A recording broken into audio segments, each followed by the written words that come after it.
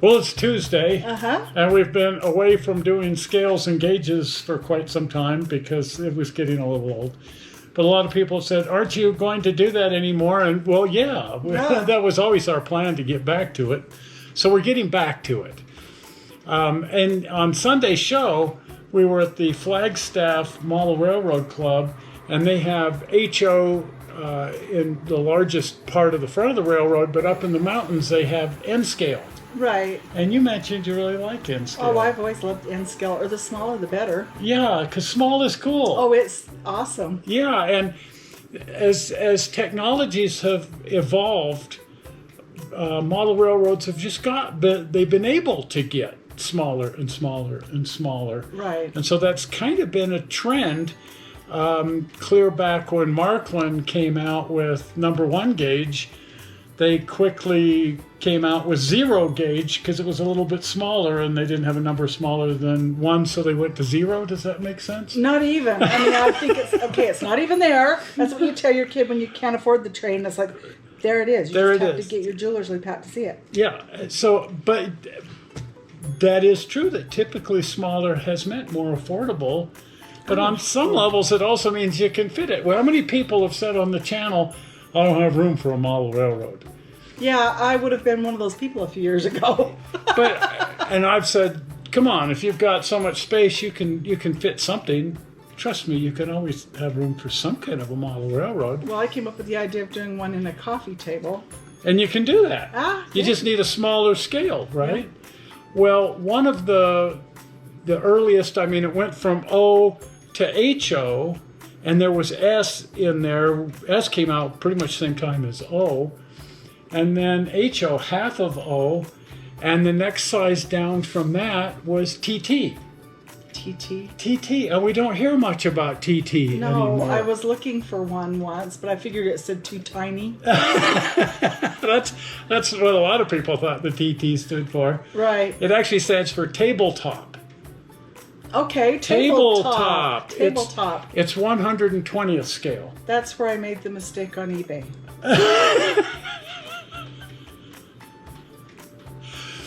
Well, I've been looking for some TT on eBay, and it's actually pretty hard to find. Yeah. I ordered what I thought was the world's smallest train. Yeah? Yeah. Didn't work out? Oh, it worked out. I got it in the mail.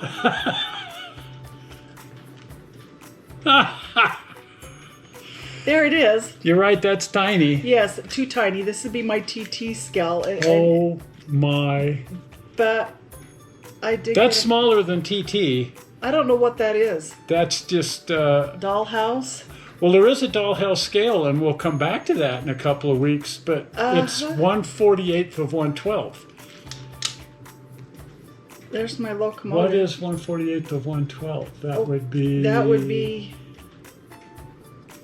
200th scale or something? Yeah, I don't know. Anyway, that's about what we have here. That little guy right there. Wow. Well, let's see if I can. That's pretty tiny. Let's cheat it in here and see what we can come. I have jeweler tweezers. Yeah, like I said, I got something in the mail. I just be sure and use your scales and gauges, because when you Google world's smallest, it'll either give you a toy or... I thought this was pretty lucky, though, to get this one. It was pretty... That is... I mean, it has all of the little... It has the tender and everything, and a signal, and even a little man in there. A locomotive needs a tender behind. It does. It really does. Yeah, and the passenger car even has track that you can lay around. Yeah, so I didn't come out of there empty-handed, but yeah, when you're on eBay and you're like me and you don't know what you're ordering, be careful. Be careful. Yeah, I've had to learn that lesson the hard way. Oh, this was actually fun. I was all right with it, but not quite what I was looking for. Well, anyway, let's wind the clock back to 1945, right after the big war, and a guy by the name of Hal Joyce said, you know, we can make trains smaller than HO. So his size was TT. Okay. Tabletop, and he released those. He formed a company, and he put out these trains called TT. And the magazines went nuts for it. Everybody went nuts for it. They said, this is going to blow HO completely out. It's going to blow everything out, because Well, here's a weird thing. We have to understand a little bit about human scale and geometry. For whatever reason, and I've always had a problem with it, people seem to think that when you're building a model railroad, you run down to the hardware store, the lumber yard, and you buy a 4x8 sheet of plywood, and there's your layout.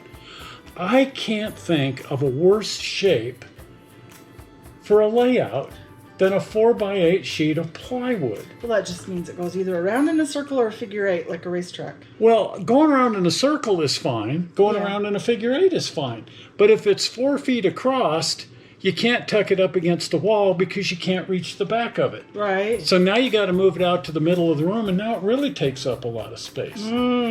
The advantage of TT is it can go around in a 3-foot circle quite handily and look good doing it. That means your layout can be 6 feet or 3 feet wide, and that means you can tuck it up against the wall and still reach the back. It. And that's why everybody said this is going to blow everything out of the. Wow. It's going to blow HO out because you can build a 3-foot wide shelf layout right up against the wall, and it's got proper human scale and proper geometry. The only problem I can see is if you have a derailment, you're going to have to get a set of tweezers to put the track back on the track. Well, the weird thing about TT is it just isn't that much smaller than HO. Sometimes when you set a TT train down next to an HO, you know, if there isn't an HO sitting there, you'll set one down, people go, well, that's HO. Oh. You say, no, that's 120th scale, that's TT. But if an HO diesel engine's about that long, a TT diesel is about that long. Oh, I see. So it just isn't that much smaller. It is, but it is just enough smaller that people said this is going to blow the whole market out. This is going to be the thing. And Kemtron, brass company, started coming out with brass engines in that scale. Wow. The magazines went nuts for it. Everybody went nuts for it. And by 1962, it had vanished. It just... it's sort of like Betamax versus VHS or something. People just stuck with HO and they didn't switch over to TT. And then, of course, in the middle of that, right about that same period, N scale comes out. Oh, yeah, I was going to say N scale is And really nice. between the pressures of everything being available in HO and not in TT, and now a new, even smaller scale coming out that fits your room proportions even better. Oh, yeah. And it just sort of blew TT out. And it just poof. It just poof. And that's why it's so hard to find. I had a brass stainless steel passenger car in TT. It was just beautiful. That's all they're really good for anymore is just collecting. Right. I've seen a couple of people who've attempted to build a layout, but there are a couple of really notable exceptions. In Eastern Europe, see, back then there was this thing called the Cold War and the Iron Curtain and the Berlin Wall and stuff, okay? Right. Well, by 1960-ish, they developed something in Eastern Europe that they'd never seen, they hadn't seen since World War II, an economy. Okay, it wasn't much of an economy, but it was an economy. And so a company, Berliner TT-Bahnen. Wow. Training, Bahnen, Berliner. Anyway, they came out with TT trains in Eastern European prototypes. Took off. It became a big thing. Well, they didn't have HO. They didn't have N. They didn't have. They did have TT. Neat. And they still do. That's cool. It's still really That's big really super cool. in Eastern Europe. Wow. And collecting this older 1960s, 1970s Cold War stuff is a real thing there. And then on top of that, it took off in New Zealand. New Zealand, of all places. New Zealand.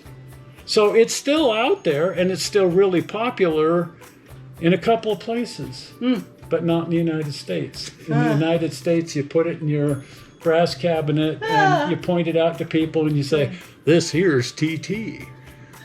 You ever heard of it? And they'll scratch their head and go, well, no. Maybe. I've heard of the Audi TT. Yes. That'd be pretty neat, but I've never seen a train in TT scale. Nope. But 120th scale. Right. Oh, 12, that's cool. 12 millimeter track. That is cool. One interesting thing that they're doing in New Zealand, they want to model meter gauge. So they're using the TT scale, but they're running it on 9mm Oh, neat. N-gauge track, and that works out to meter. And they're doing all this meter narrow gauge in TT scale. That's cool. And that's why it's kind of taken off in New Zealand.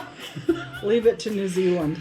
Anyway, TT, an unusual chapter in model railroad history, and not boring. No? No, very interesting. Right. Anyway, if you're not a subscriber to the channel, please become a subscriber to the channel. And the easy way is the infamous blue button. Oh, Are you it's ready on it, for yeah. it? Here it comes. Zoink! The blue button. Well, we're not sure how you found this video on the internet. We hope you didn't find it boring. And we'll see you here on Sunday. Right. We'll see you. See ya. Bye-bye. Bye.